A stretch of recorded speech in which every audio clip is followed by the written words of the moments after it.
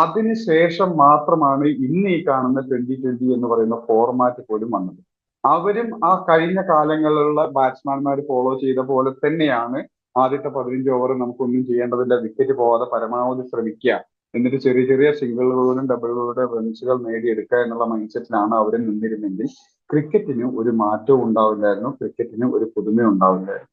അതല്ലെങ്കിൽ ക്രിക്കറ്റിന് ഒരു ആളുകളെ ആകർഷിക്കുന്ന ഒരു രീതിയിലേക്ക് ഗെയിം എന്ന് പറഞ്ഞാൽ തന്നെ എന്റർടൈൻമെന്റ് ആണ്. അപ്പോൾ ആളുകളെ ശരിക്കുള്ള ഇപ്പോഴത്തെ തലമുറയെ ആകർഷിക്കുന്ന രീതിയിലേക്ക് ഒരു മാറ്റം സാധ്യമാവില്ലായിരുന്നു. പക്ഷെ അതിന് തുടക്കമിട്ട രമേശ് കല്ലൂരിനെയും അതുപോലെ സനൽ ജയസൂര്യയും എന്തുമാത്രം പഴി കേട്ട് കാണും അന്നത്തെ ക്രിക്കറ്റ് പണ്ഡിതന്മാരുടെ കയ്യിൽ നിന്ന്. പക്ഷേ അവരത് സക്സസ് ആക്കിയപ്പോൾ ഇന്ന് അതിനെ ഫോളോ ചെയ്യാനേ ആളുള്ളൂ. ഇതുപോലെ തന്നെയാണ് സ്റ്റോക്ക് മാർക്കറ്റിൽ. ആ 90% കാഴ്ചപ്പാടിൽ നിന്നും അവരുടെ വഴികളിൽ നിന്നും അവരുടെ രീതികളിൽ നിന്നും മറിച്ച് ചിന്തിക്കാനും മറിച്ച് നടക്കാനും